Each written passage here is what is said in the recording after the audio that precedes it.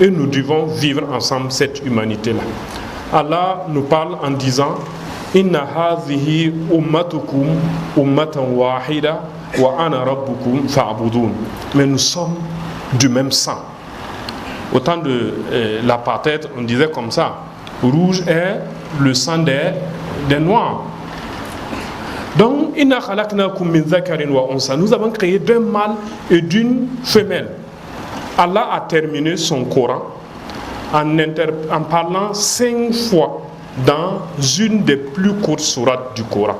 Qul a'udhu bi rabbin nas. Nous avons eu à écouter un sermon avec un thème très très important qui est le vivre ensemble. Aujourd'hui, l'imam nous a appris à vivre ensemble, à vivre en communauté.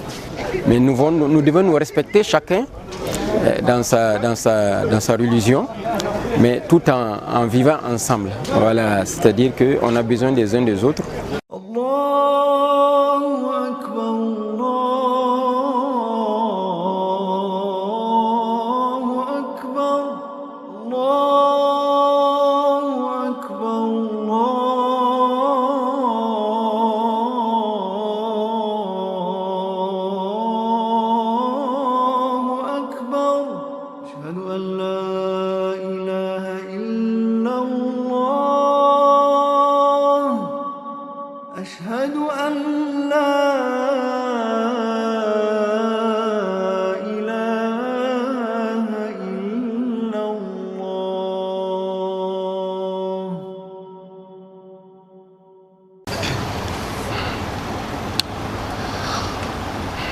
إن الحمد لله نحمده ونستعينه ونستغفره ونعوذ بالله من شرور أنفسنا ومن سيئات أعمالنا من يهد الله فهو المهتد ومن يضلل فلا هادي له أشهد أن لا إله إلا الله وحده لا شريك له وأشهد أن محمدا عبده ورسوله صلوات الله وسلامه عليه ومن والاه إلى يوم يقوم الناس لرب العالمين يوم لا ينفع مال ولا بنون إلا من أتى الله بقلب سليم أما بعد عباد الله أوصيكم ونفسي بتقوى الله في السر والعلن ألا فاتقوه وخافوه يقول ربنا سبحانه وتعالى في محكم تنزيله يا أيها الذين آمنوا اتقوا الله حق تقاته ولا تموتن إلا وأنتم مسلمون صدق الله العظيم.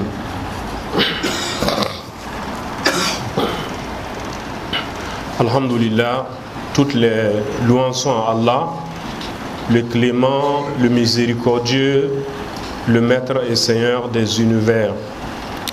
J'atteste qu'il n'y a aucune divinité hormis Allah. Il est unique, il n'a pas d'associé. Et j'atteste que Muhammad sallallahu alayhi wa sallam est son serviteur et son messager. Qu'Allah lui apporte son salut, sa miséricorde à lui, à sa famille, à ses compagnons et à tous ceux qui auront hérité de leur combat jusqu'au jour de la rétribution des actes face à Allah subhanahu wa ta'ala.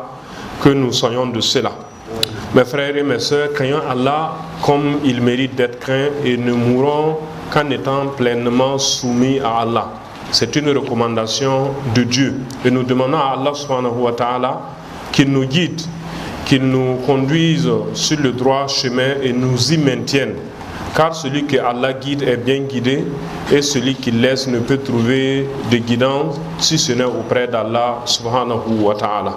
Mes frères et mes sœurs, la semaine passée, nous avons parlé des divergences au sein de la communauté des musulmans en évoquant la coexistence des écoles juridiques et leur volonté de nous faciliter l'application de l'islam. Aujourd'hui encore, nous allons continuer en élargissant notre champ d'action à tout le monde, tous ceux qui vivent avec nous. Nous allons parler du vivre ensemble. Nous allons parler du vivre ensemble parce que quand nous évoquons parfois ce sujet, il y a beaucoup d'amalgame. Le vivre ensemble n'est pas un appel au syncrétisme. Non, on n'a pas dit que, comme aujourd'hui c'est vendredi, les musulmans, les coutumiers, les chrétiens, les agnostiques, tout le monde devrait venir à la mosquée pour prier.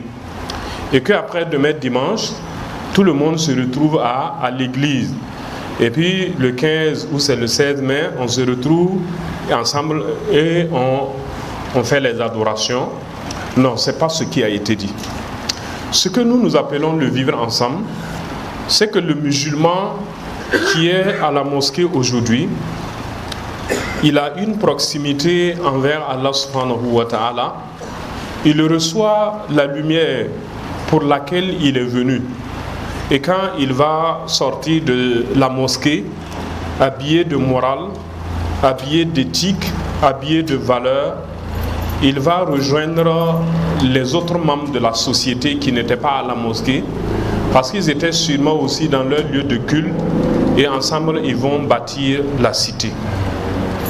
Nous disons que notre prière nous rapproche d'Allah, nous forme pour que nous soyons un être humain complet sur le plan moral, sur le plan scientifique parce que nous savons faire quelque chose, sur le plan spirituel, mais aussi sur le plan citoyen.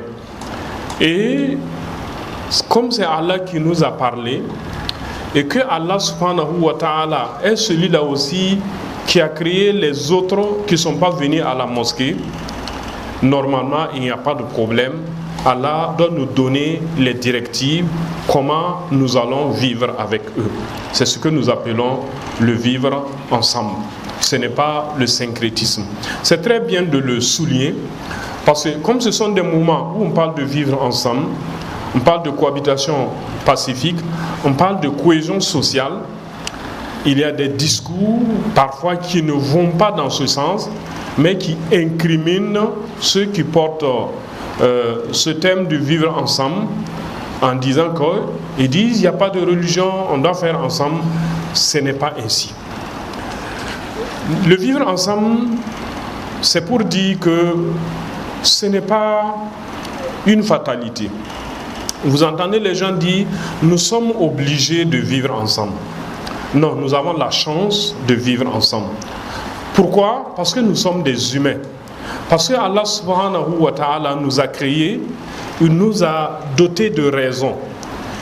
Et c'est par notre raison que nous savons que si nous nous mettons ensemble, que nous créons une communauté humaine qui commence par la famille, ensuite par le village, par la nation, par le monde, nous pouvons vivre ensemble et jouir de ce que Allah subhanahu wa ta'ala a mis à notre disposition dans sa création, puisqu'il a dit wa khalaqa lakum ma fil ardi jami'a, j'ai créé pour vous tout ce qui est sur la terre, et que nous profitions de cela, et que ensemble nous luttons contre les fléaux qui peuvent assaillir un homme seul. Si un homme qui était seul, qui n'est pas avec les autres, il devra lutter contre les grandes maladies, les épidémies qu'on a connues dans l'histoire, contre la variole, la rougeole, etc. Est-ce qu'il pourra les vaincre? Mais c'est en se mettant avec les autres. S'il devrait lutter aussi contre la nature, les animaux sauvages, etc. Non. On a besoin les uns des autres. Nous sommes des humains et nous devons vivre ensemble cette humanité-là. Allah nous parle en disant Inna hadhihi ummatukum ummatan wahida wa ana rabbukum fa'budun.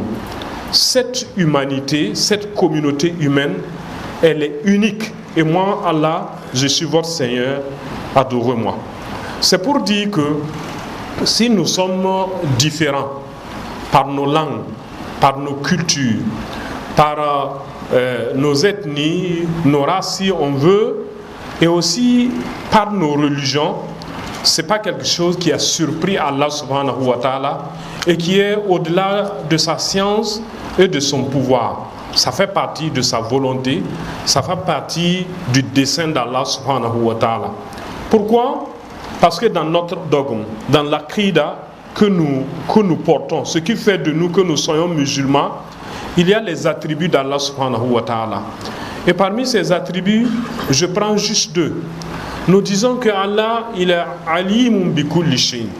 Allah, il connaît toutes choses, il est omnipotent. Nous disons aussi, Allah, il est qadirun ala kulli shay. Allah est puissant sur toutes choses, il est omnipotent.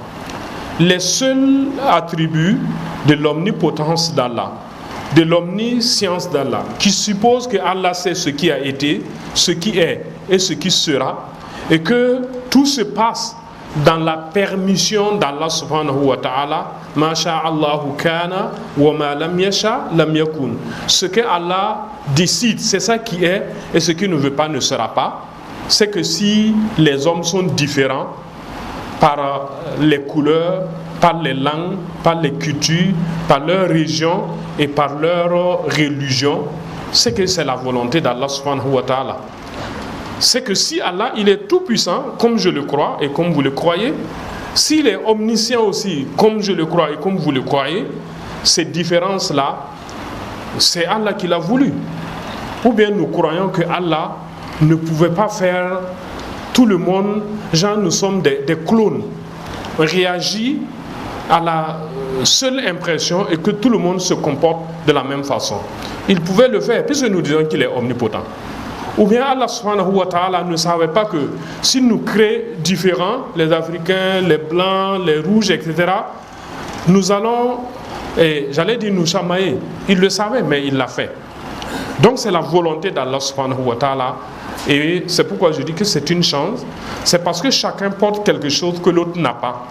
Et quand Allah dit Inna khalaqnakum min dhakarin wa untha wa ja'alnakum shu'uban wa qaba'ila lita'arrafu inna akramakum indallahi atqakum, dans la sourate 49, il dit ô vous les hommes. Il ne parle pas aux musulmans, il dit Ya ayyuhan nas, ô vous les hommes. Nous vous avons créé d'un mâle et d'une femelle. Et ça même c'est très important parce que quand nous regardons, surtout nous les musulmans, on regarde un juif parce qu'il porte la religion, on n'arrive pas à accepter que Inna khalaqnakum min dhakarin wa unsa. Nous et lui, nous sommes de la même origine. Lui aussi, les fils d'Adam. Nous sommes frères quelque part. En Mouré, on dit ça, que le peuple dit au Mouro Naba que en fait nous sommes parentés, mais il n'y a pas le temps pour dire ça. Parce que si lui va remonter de père en père, en père, en père, les milliards d'années là, ça va prendre du temps. Mais nous sommes du même sang. Au temps de l'apartheid, on disait comme ça, rouge est le sang des noirs. Donc, nous avons créé d'un mâle et d'une femelle. Nous tous, nous venons de Adam. Et à son dernier discours que le prophète a fait, il l'a redit encore. Nous tous, nous descendons d'Adam. Le noir n'est pas supérieur au blanc. Le blanc n'est pas supérieur au noir. L'arabe n'est pas supérieur au non-arabe. Le non-arabe n'est pas supérieur à l'arabe. Vous tous, vous descendez de Adam et Adam a été créé de terre.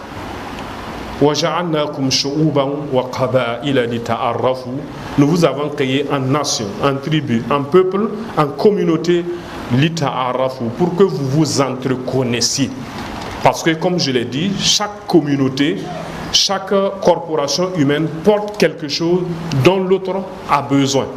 Mais le plus noble, inna akramakum indallahi atqakum. Le plus noble aux yeux d'Allah, c'est celui qui craint Allah subhanahu wa ta'ala. Donc la crainte d'Allah, c'est être juste aussi. Donc voilà un peu pourquoi nous devons vivre ensemble. Ensuite maintenant, les textes de l'islam nous montrent cela. Et enfin, l'histoire.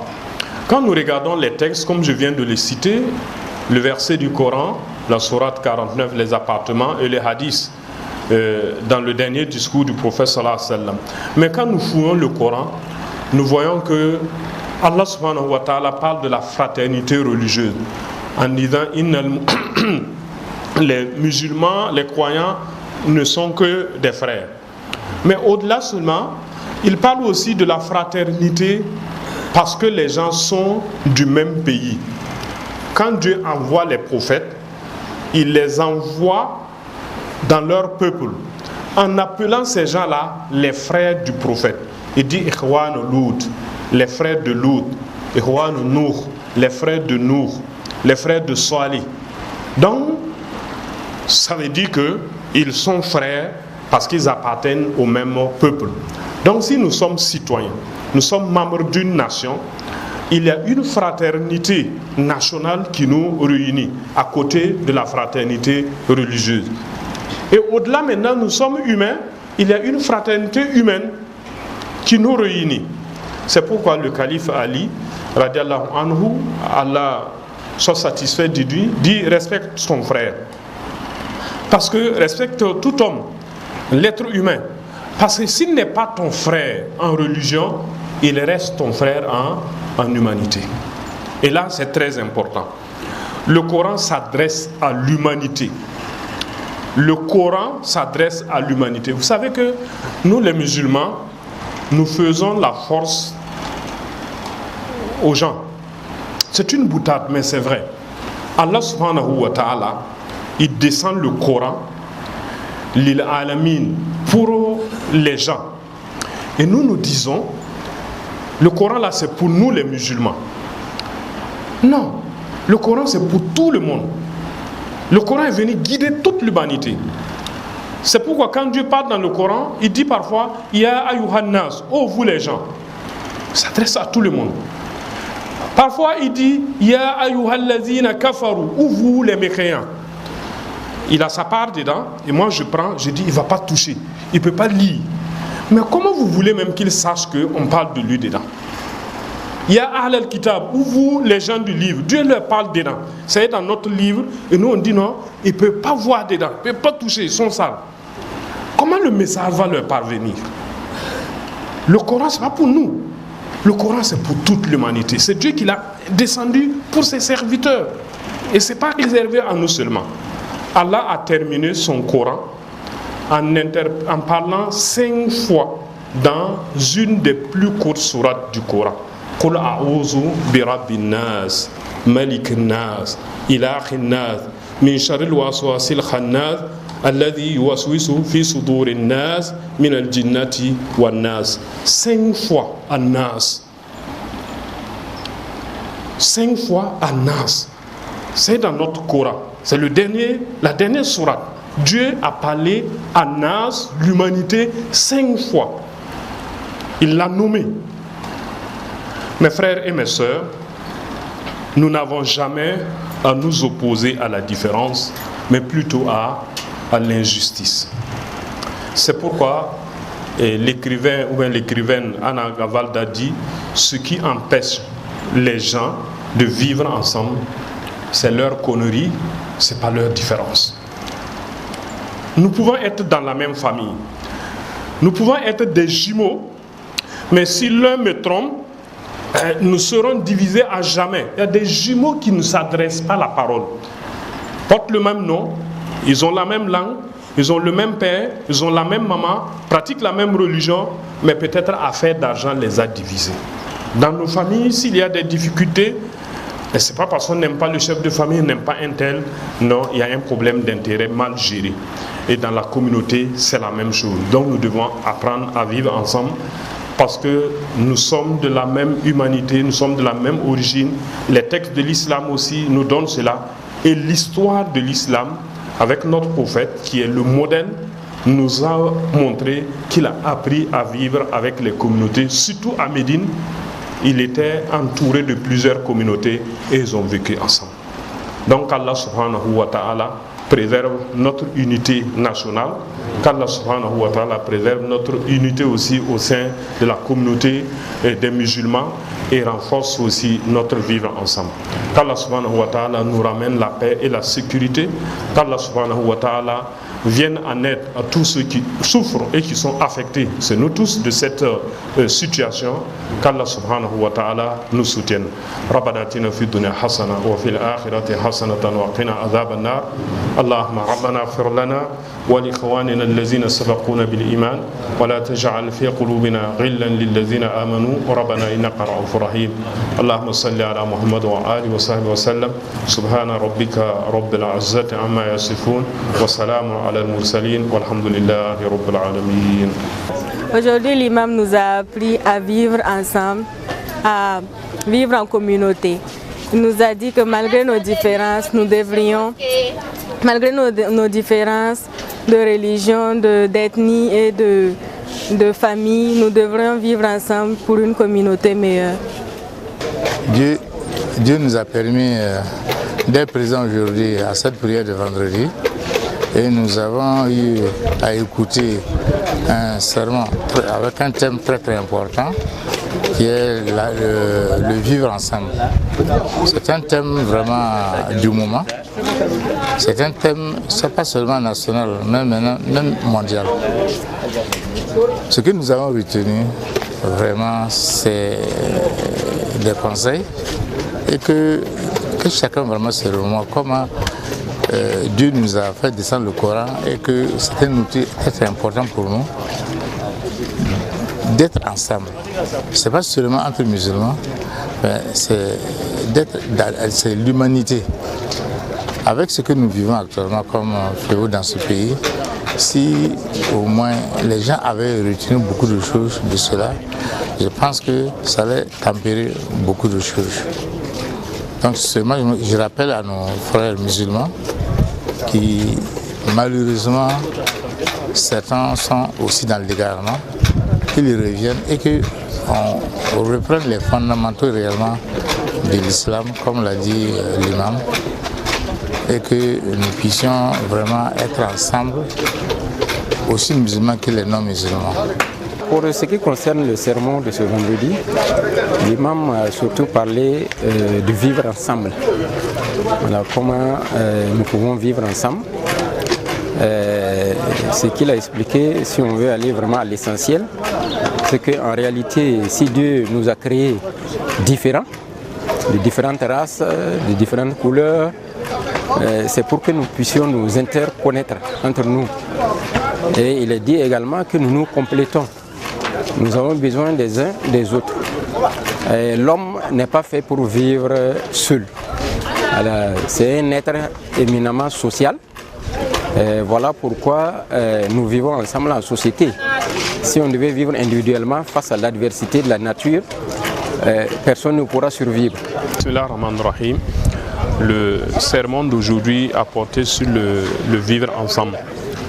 Vous n'êtes pas sans savoir que nous sommes un pays, j'allais dire multiconfessionnel, où nous cohabitons à la fois sur le plan culturel, social, ethnique et religieux avec plusieurs personnes. Et il est nécessaire que nous connaissions les enseignements de l'islam sur le vivre ensemble. Donc notre propos était d'abord de dire que les hommes ont la chance de vivre ensemble parce qu'ils ont une même origine qui est Allah subhanahu wa ta'ala qui les a créés à partir d'une seule entité. Et Dieu ne peut pas créer les hommes pour qu'ils viennent sur la terre pour s'opposer. Ce serait vraiment une mauvaise compréhension de notre part de supposer ainsi. Deuxièmement, dans les textes de l'islam, Allah nous rappelle que nous avons une origine unique et que nous ne sommes pas supérieurs les uns par rapport aux autres, si ce n'est sur le plan de la foi, de la piété, du rapprochement d'avec Dieu. Et enfin, nous avons rappelé que ce qui fait que nous n'arrivons pas à vivre ensemble, ce n'est pas forcément nos différences, mais c'est notre intelligence pour vivre ensemble. Donc c'est le manque par exemple de justice, d'équité, de respect, de tolérance vis-à-vis des autres. Donc si nous sommes respectueux de la différence et que nous sommes tolérants, nous pouvons vivre ensemble avec la justice. Donc voilà l'enseignement essentiel.